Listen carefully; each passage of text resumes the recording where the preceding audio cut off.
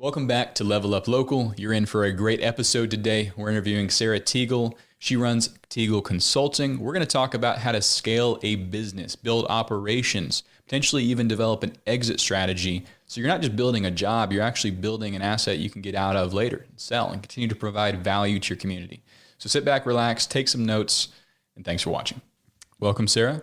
Tell us who you are and what you do and what you've done. Yes. Well, my name is Sarah Teagle. I am the owner of Teagle Consulting. I am also a VP of operations for a real estate investment and development company. It's a big word. And then I also help run other people's operations if they need assistance, just helping consulting in any way possible. Awesome. And how did this all start for you?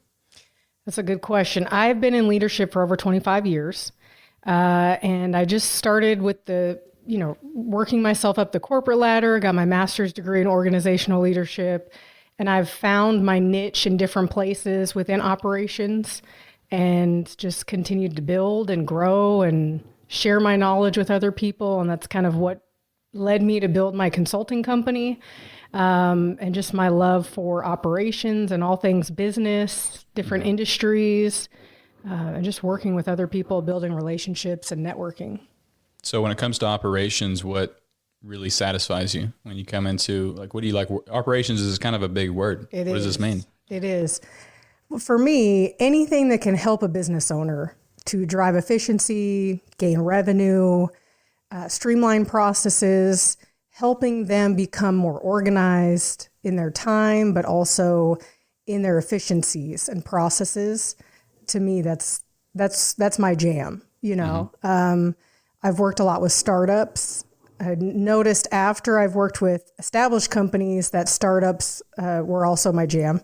And I love just digging in and finding things that we can fix that are pretty simple in my mind and that some business owners haven't thought of. And then just kind of paving the way and making a strategic plan on how to improve their business overall. So a startup, how do you determine what a good startup is versus one that, maybe isn't going to go anywhere? How do you align yourself with the people you're going to work with? Well, I think the first thing is just talking through where they're at in their company. Startups, when I think of a startup, it's probably within the first 3 to 5 years of their business, and what they've already established. So what is their business? What are they trying to accomplish in their business? What's their purpose, their vision? What drives them as a business owner? That's ultimately going to determine, is that a valid business? Do I see that I can create some assistance there and in their success? So those are the first things that I look at. And then what processes do they already have in place? What's working, what's not working? And from there, then discussing what is their vision for the next 3 to 5 years, sometimes 10 years, depending on, if they're going to stay in business for that long or if they already have an exit strategy plan. It really just depends on kind of that consultation conversation. Yeah. So you say a startup is someone that's been in business for at least 3 years. I would say, yeah. That's what I look at is, have you put in the sweat equity, as many people say, of really starting from the ground up? Because starting a business is very hard. And a lot of people underestimate how hard it is. A lot of people go into business thinking I'm just going to go be rich. And a lot of people determine that within the first 3 to 5 years, they're broke and they're not making any money. And it can be deterring for them. And almost kind of deflating when it doesn't work out how they thought it would in their mind. And so that's how I look at it. What are some things that, let's say they're at that 3 to 5 year mark, now they're talking to you. What are the biggest problems they've had up into that point? Yeah. Is there a trend? Is there pretty much everyone's dealing with this? There's a lot of business owners that do not document their operations, meaning their processes and procedures, no matter how small they are. Everything needs to be documented. And that's what I see a lot is the documentation, the processes and systems are not solid. And if you're building a business on a shaky foundation, like the sand, there's going to be cracks. There's going to be places where it sinks. The foundation becomes uneven. Could also be that they don't have strong leadership in place. That's another trend that I see. Can you give us an example of like documenting your processes? Maybe a specific example or a general one. What does that mean? Like if you run say you run a marketing company like I do, what does that mean to document our processes? Yeah. I mean, why do I want to do it? Yeah. It could start as like, how do you build your marketing plan? How do you reach out to potential advertisers? It could be as small as how are you hiring your internal and external candidates? If you don't have a lot of those just very simple processes in place, the consistency of your business is going to be at risk. And when you have that at risk and you have different people doing different processes, so let's say you and I are both in the same role, or you're taking over a role that I have and everything lives in my head. Well, how am I going to deliver that to you? Because you're now taking over and I'm moving on to another role, or maybe I'm going, leaving and going with another company. The process or the experience that a consumer gets should never be different. They should never know who's leading your company or in that specific position. It's kind of like, when you go to McDonald's, you could go anywhere, or I'll use Starbucks because I love Starbucks. When you go to, it may not be a good example though, but when you go to a place that you're going to get that same cup of coffee, or you're going to get that same burger, and it's no matter what location you go to, they have that process in place because they have the recipes written down for any new hires, for tenured folks, and it lives in their head. That's great. But when you have people new that are coming on your team and they don't know anything about your company, they don't know how to make a cup of coffee or, make that burger, that process is in place to make sure that consumer gets exactly what they're expecting every single time. And that's where a lot of the opportunities are at within companies. Yeah, absolutely. Something I've heard from a lot of small business owners that maybe aren't even at that 3 to 5 year mark yet is, Tal, I have to work in the business. I don't have time to do X, Y, and Z. Yes. And sometimes I ask them, like, why don't you hire somebody? And they tell me I can't afford it, or I can't train them.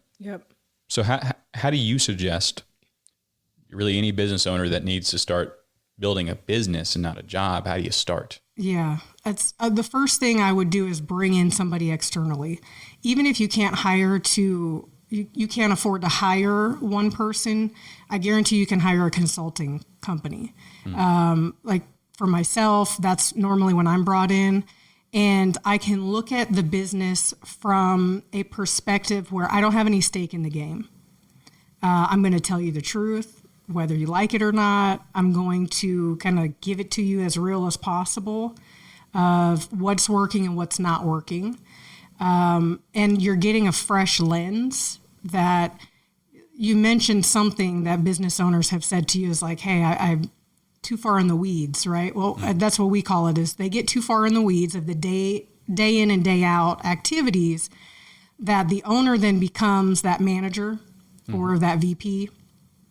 And instead of being able to lead the company to that vision that they started with, they're so wrapped up in the day-to-day, they can't even think about the vision they had a year ago, or they're just wrapped up in everything that's going on. They lose sight of, okay, what do I really need to be doing? So bringing somebody in externally that can help you with that, that doesn't necessarily have to be a full-time employee, that has the expertise that you're needing, and that can be on board for, however long you need. And you guys have that conversation up front and, kind of building out that plan. That would be the first thing that I would do. But also really, as a business owner, stepping back and saying, okay, I may not be able to afford an employee, but what can I afford to do? Because the way that it's going right now, you can't sustain a business long term with just one person. You can for a certain amount of time, and then it becomes overwhelming. I know we've had conversations prior of like, even if you have two people, and I know we were talking about that as like, well, you get overwhelmed. Your consumers or customers start seeing that difference. So you got to know when to pull the trigger. When to pull the trigger on that you need an employee, maybe it's your first one, second one, third one. When to bring in someone external that can do that for you and reevaluate your business. And then you go from there. It gives that business owner time to get back to that vision and the plan that they had in the beginning. Yeah. Yeah. I've been there multiple times myself. It's like, as a business owner, you're typically a passionate person and you want to get something done. So what I found multiple times happen to myself over the last few years is I'll have this idea, and maybe it's a good idea, maybe it's not, but then I start executing that idea and I get in the weeds. And then eventually I have to snap out of it and be like, okay, hold on. Is this working, number one? If it is, let's get someone else to do this so I can go back and start, another avenue. Yep. Something I've had to do multiple times, even recently, is like, look at what we're doing and think about what's actually making us money and then cut everything else. Yes. Do you ever tell people to do that? Yes. That's something Yes. Does it happen a lot? Yes. Yeah, they will. People will get so in the weeds that you're working on things that are actually taking as a business owner, time is money, right? Like if you're not making money with your time, then reevaluate what you're doing 100%. Because if it's not bringing you revenue, it may not be something you need to be doing right now. And if it's not, do something else. If it is and it's bringing you revenue, or you're working towards that revenue coming in, then keep doing it. But yes, and that's where you may have, if you can't afford an employee, maybe a family or a friend can volunteer some time, or depending on the niche of the market and what business it is. But definitely that's something that you should always be evaluating that, sometimes weekly. Especially when you're just starting a business, or there's a lot of people that have ideas, and the execution is where a lot of people go wrong. Time management is huge, making sure that you're spending time in the right places, doing the right things that are going to either grow your business or get it to where it's growing revenue, or like you said, it's already bringing in that revenue. Because eventually, let's be honest, that's why you start a business, right? Is to grow revenue, to be successful, follow your passions. Like you mentioned, like a lot of business owners are very passionate, and, some are control freaks where they don't want to delegate. They want to just keep everything so tight, and it ends up hurting them in the end. So it also depends on the personality of the client that you have or who you're working with. And you kind of just have to go from there. Yeah. Yeah, that's very common. I've seen that too. People want to hold on to every aspect of their business, and you can't do that. Yeah, you got to let go. What do you think about solopreneurs? Have you heard about that concept? No. Explain that to me. Just someone running a business on their own. It's kind of become a more popular concept recently online. There's people out there that talk about, hey, I'm a solopreneur. They built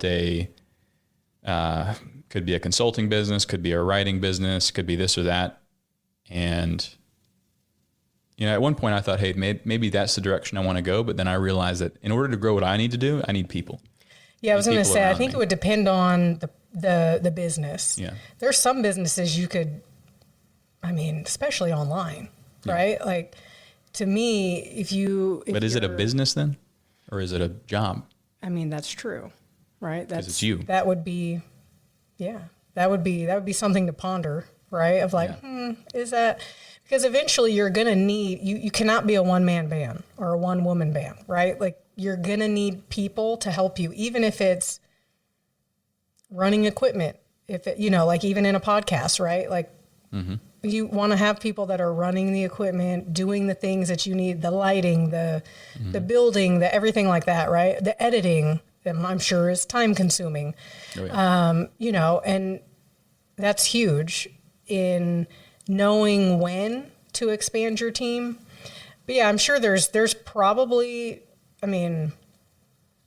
But then you think about it, even if somebody's doing something online, eventually, let's say they're selling courses, eventually you're going to have people call and ask questions.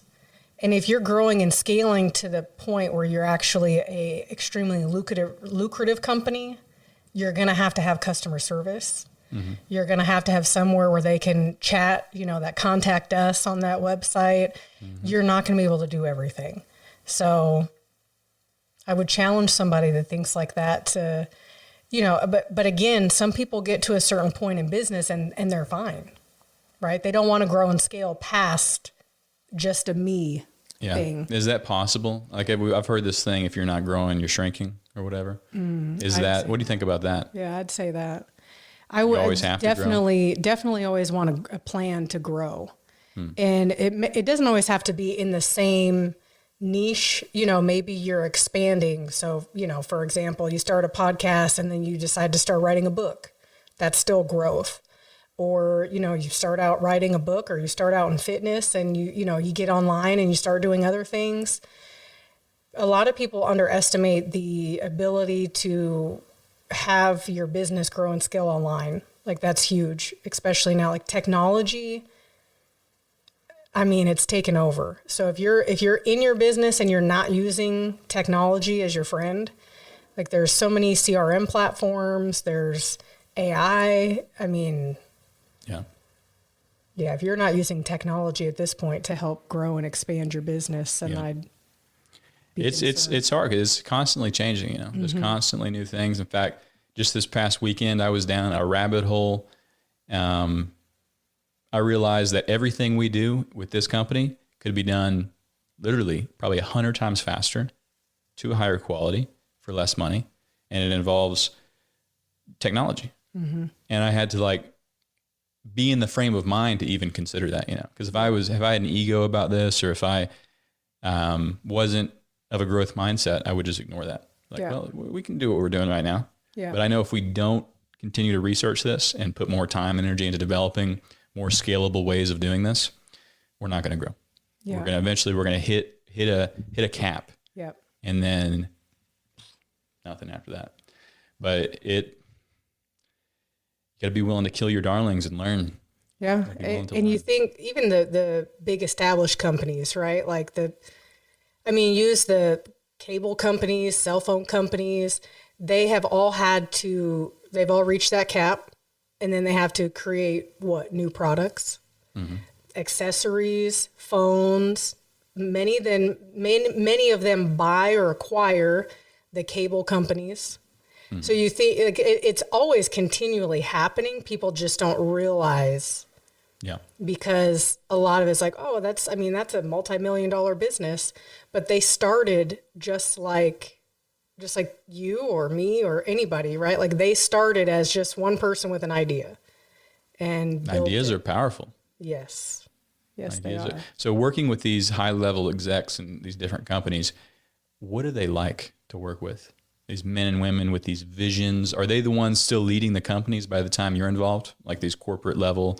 Yeah, I work a lot with CEOs or people that, are the owners of the company, and they know where they want to take their business, but they may not have the expertise to do it. Or they may be so far in the weeds that they're like, I just don't even know where to go at this point. Like I don't know. Way too close to the problem. Yes. And that's where bringing somebody in externally, they can see things that you can't. And sometimes that's in employees. I've worked with a company that, after probably about the third consultation, they're like, we just realized we're going to have to, make some major changes in our leadership team. Because, sometimes leaders get complacent, they get comfortable. They are, depending on the leader, they can be change resistant. And so when you're trying to change and grow, and like you mentioned, have that growth mindset, and they don't have that, and they're not supporting your business vision, that's a problem. And if you have a leader that is going to go against your grain, you either have a conversation with them, or, you have to make some decisions as a business owner. And so it really just depends on the where that company is at that moment. And then there's been some where I've met and they have a great leadership team, and that leadership team wants to take this owner to the moon.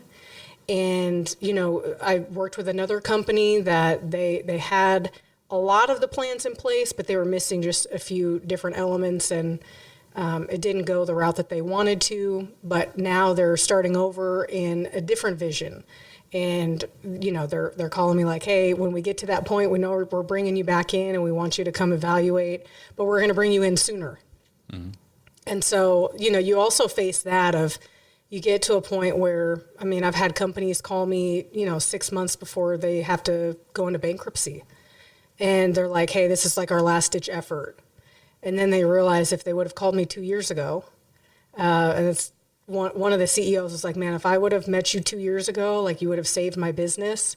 But now I've learned so much that I'm going to go repeat what we've learned and start another business. And then I'm going to bring you back in again. Hey, I'm here for it. Call me. So it really just depends on where that business is. And but I do work with a lot of the owners and the executive leadership teams. But a lot of them are really great. They're amazing human beings, men, women, they're very passionate about what they do. Very strategic. To be an owner of a company and you're growing it and scaling it, and you have people that are depending on you to pay their bills and, to bring food home to their kids, it becomes a lot of responsibility that people don't know when they start that they're taking on. And a lot of them take that personally, as they should. That's a big responsibility.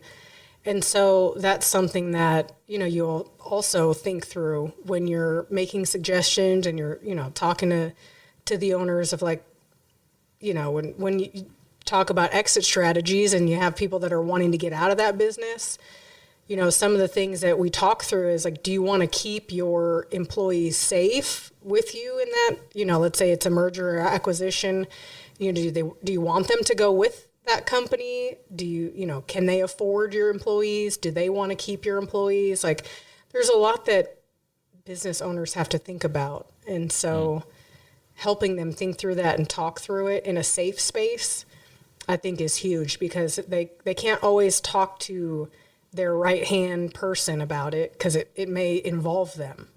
And then it becomes personal to them instead of, I just need a sounding board to talk through what this looks like for my company. I see. So my company, if I want in 10, I don't have any, I love what I do, but one day I may want to sell it, right? Who knows? What do I need to be doing today to start building a company that I can actually sell tomorrow? Ooh, that's a good question. The first thing is to have that vision, to know, do you have an exit strategy? For me, and this is something probably over the last 5-6 years that I've really honed in on, because a lot of business owners don't go into a company thinking, what's my exit strategy? Because they love what they do. They want to build it. But you do get to a certain point where either one, that burnout happens and you're like, you know what? I'm just ready. I'm done. I'm ready to go. Or they also will learn that they have other passions. And now that they've built this company and, maybe they think about they want to invest in real estate, or they want to do something different, and how do they pivot their time? So it really kind of just depends on that. But the thing that I would look at is within the 3 to 5 years that you're wanting to exit. So let's say for you, for example, right now you're like, I'm good. Yeah. But when you start to kind of feel that way, then, having that 3 to 5 year plan of, okay, what do I need to do to even set myself up for that? Right. And that would be one, making sure all of your processes are in place, because when somebody buys your company, they're buying everything about your company. So they're buying your standard operating processes.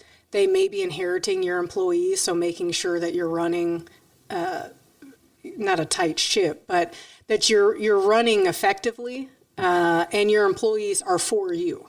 There are a lot of employees at companies that are not for them.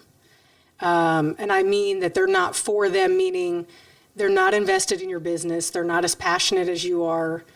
They're there for a paycheck. And there's a difference between an employee that's vested in that vision and an employee that is just there for a paycheck. So being able to identify that without it being something personal, I think that's huge. And then also, where are your finances for that company? So if you're going to want to sell, you want to be at peak performance in your financial structure.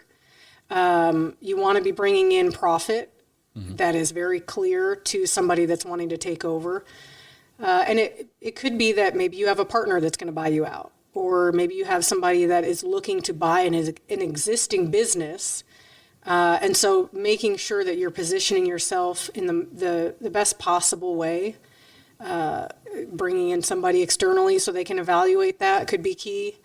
But it really just depends on, how far along you are in your business and how some of those things are going. Yeah. Because if some of those things aren't where they should be, then working on that for the next 3 to 5 years will help you to be able to then present that to investors and say, hey, look, this is what we've been able to accomplish in the last 3 to 5 years. I would also, personally, I'd have things in my back pocket that I hadn't launched yet, but I can provide proof of concept. So, for example, if in 3 to 5 years you're like, hey, we could really roll out this, and this, and here's the revenue they could generate, well, then that business owner coming in can say, okay, well, they already had a plan to do this. They showed me that, the concept will bring me in money. So they're going to be more inclined to buy your business because you already have a plan in place to elevate them financially without them really having to do anything. So you're kind of doing them a solid, during that sale. But it could improve the evaluation of your company. So you could get paid for the evaluation of, what revenue could come into them, which can increase your financial gain. Interesting. Have you been involved in any evaluations? Mm-hmm. So how does this process work? What do they evaluate you on? Well, they're going to evaluate you on your operations, on your financial. So there's normally 3 categories that, anybody that's looking to buy a business, they should do their due diligence. They have a due diligence period. And so they're going to look at your financials for sure. And they can look at anything from bank statements to your SOPs and the different processes you have in place to, your employees. They're going to look at everything. Because you think put yourself in that situation, right? If you're sitting back wanting to buy a company, you're going to want everything in place. Yeah. You're not going to really want to have to do much besides step in. And that's how the consumer should feel. In a merger, acquisition, sale, they should come in and not even know that ownership has changed because things are just continuing to happen. So that's that successful part of the exiting and entering into a company successfully. That's the same McDonald's burger. Yes. Yeah. Same everywhere. Yep. So I would say, if you're looking at it from that perspective, is they're going to want to know all the gritty details of your business. So make sure it's clean and make sure that, you can easily show how you've been doing financially, and depending on how savvy they are, in that due diligence period, they can ask for just about anything during that period. So let's say you have a company doing, let's just say $1 million in annual recurring revenue, contractable revenue. Do you have $1 million company, or how do they base that number of that third-party evaluator who comes in? Mm-hmm. It depends. I haven't been on that. I'm not the evaluator piece of it, so I'm not really sure what they're looking at. And I can tell you that they're going to, I've been the one helping prepare everything. So you can kind of guess what they're looking at. They're going to look at your inflow, your outflow, your operational costs, meaning what are you spending on technology? What are you spending on employees? What are you spending on benefits? Because if they're, I don't want to say if they're smart, but if they're knowledgeable, they're going to come in and identify, because they're looking at it from a fresh lens, right? They're going to identify ways that they can cut costs and run lean, and that's going to be why they're looking at those things. But yeah, that's a good question. The evaluation And also the evaluation can be in the eye of the beholder. So, Yeah. I mean, I've seen some local evaluations where I'm like, they're never going to get that. Like they are never, but that's how you know that if somebody is emotionally attached to their business or not. Because a business is a business. It's not anything personal. It's not, but a lot of business owners that don't have that differentiation, they're invested in their business. So it becomes like their baby. Kind of like sometimes how homeowners get invested in their home. And then they're like, my home is worth, 500,000. And the market is really telling you it's worth 250. But your memories are maybe worth 500,000, right? Or, all the memories and you raising your kids in that house and all of those things. But to an investor, that house is, they're still trying to get that good deal. Because they know they're going to have to flip it. They're going to have to replace your carpet, all of those things. So it's the same for somebody coming in to evaluate a business, is there's no emotions tied to it. But a lot of owners, that's their baby. Yeah. So yeah, absolutely. So sometimes you see these asking prices just way off from what the business is actually worth. Yes. Like how off? Like, I've seen it millions off. Millions off. Yeah. I've seen companies asking for 2.5 and, based on the revenue that they get, if you're not bringing in $1 million, how can you ask for 2.5? Right. Yeah. So, but again, it depends on the proof of concept of, future. But if, I've seen a lot without getting into detail because some of it is probably. Yeah. If it's local, we won't mention any names. Yeah. No, I'm not. Yeah. I guess if a business is bringing in $1 million a year, it would and from my perspective, it might make sense to pay more than $1 million because then, in 3 or 4 years, absolutely. right, you're going to recoup your investment. Yep. Absolutely. But I don't know. I've never bought a business. Yeah. Maybe one day. I look often. Now I do know it's definitely easier to buy an established business than it is to start one. If you think about, as you're a business owner, I'm a business owner, like it takes a lot of money, time, all of these things that go into it. So, you also take that into account, but yeah, it's easier to buy one that's already established and already bringing in revenue and there's a lot of older business owners probably that are ready to retire, get out of it. Yep. So I bet there's a whole lot of opportunity out there. Have you ever seen, this may be slightly out of your field of experience, but as far as business acquisition, if someone had minimal funds, someone that's wanting to get into business, they want to buy a business, do they necessarily, have you seen deals work out where they get creative? I don't know, like what sort of creative possibilities are there? Yeah, possibilities are endless when you have, I guess so. You come in and say, hey, maybe they want to retire. Hey, I'll run your business for a few years and then use that money to buy the business one day. Yeah. There's buyouts like that too. Yeah. There's a lot of different buyout options. You think about there could be family members that could run the business and learn the business from that business owner. And then, eventually, let's say they get, 5 or 6 people that have money and want to invest. And now they're all owners of that, but they have one person running it, right? So you could have silent investors. You could have a group full of people that are investing. You have folks that, they may not even know that person. And they're like, hey, I got 5 buddies and we're all wanting to go in on this. And then we're going to hire somebody to run it.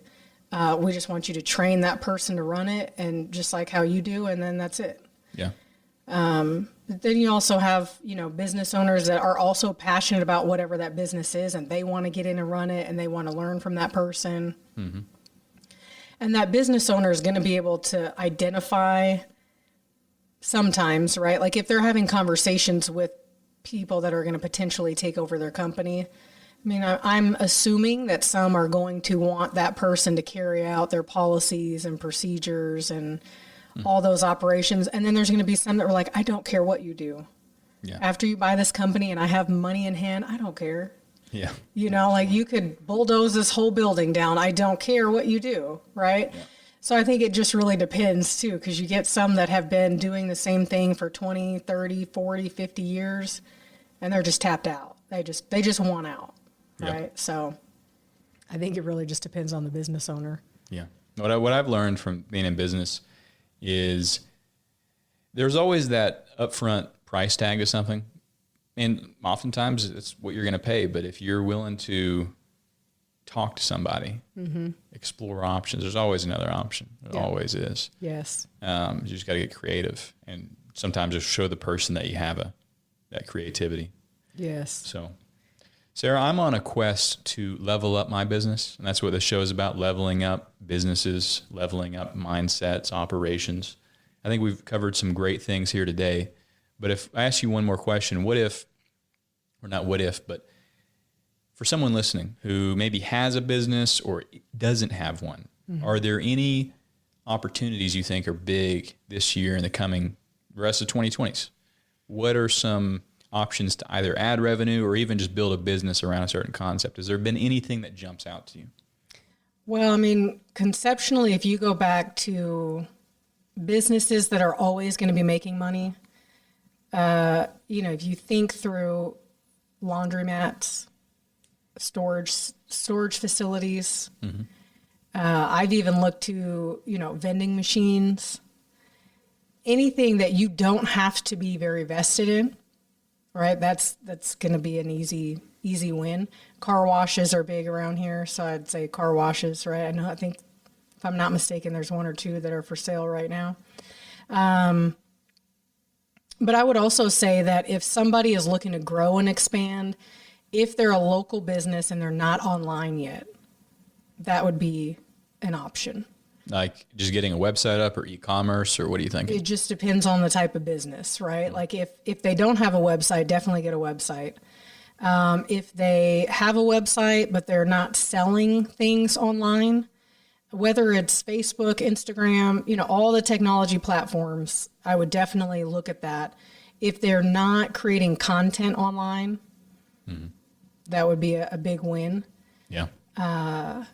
So I think those are the things. If they are currently doing all those things, if they're, established locally wherever they're at, if they are online and they have a large online presence, that's the other thing is if you have a presence online, but you need to grow your presence, that's huge because you think there's millions of people in the world. So you have not reached everybody. Right. Well, that's true, right? Billions. But you have not reached everybody. Yeah. I think the other thing too is really targeting your niche, right? And having that target of who are you for and who are you not for? And if you know who you are for, then go after that market. If you need to expand your market, whether online or locally, for example, if you have a large presence in Russellville, why not Northwest Arkansas? Or why not Little Rock? Or, expanding your market, even in another state. So I would say those are the things that I would look at for somebody that's wanting to grow. So hopefully that answers your question. Okay. Yeah. I'll just add on to that too for people listening. Another way you could expand into another market, add some extra revenue. We've talked about this a bit, is digital products. Yes. Right. If you're already an expert at what you do, that's a great way to do it. Make a little video course. There's 1,000 different ways to do it. Yes. And even if it's only even if it's only $20 a ticket, that may be a few $100, a couple $1,000 a month, or that could be actually a very scalable part of your business. Right. If you're good at it. Yes. So anything else you want to add today? Ooh. Not that I can think of. We have some good conversation here. So. Yeah. Hopefully people have enjoyed. Thank you all for listening. Sarah Teagle Consulting. How can people reach out to you? They can reach out to me, Teagle Consulting1@gmail.com. I can give you guys my cell phone number to place on there, but definitely just reach out, find me on any social media platform. I'm very aware of the market of online, since I work with so many business owners that are not just local. Awesome. Well, thanks for listening, everybody. Make sure to follow and subscribe. We'll see you in the next one. Did you still want to do the intro? Yep. Now we'll do the intro. Welcome back to this episode of Level Up Local. Today we're going to be interviewing Welcome back to Level Up Local. In today's episode, we're going to be interviewing Sarah Teagle, who is a business consultant, is a consultant, runs Teagle Consulting. Yeah, you could say it either way.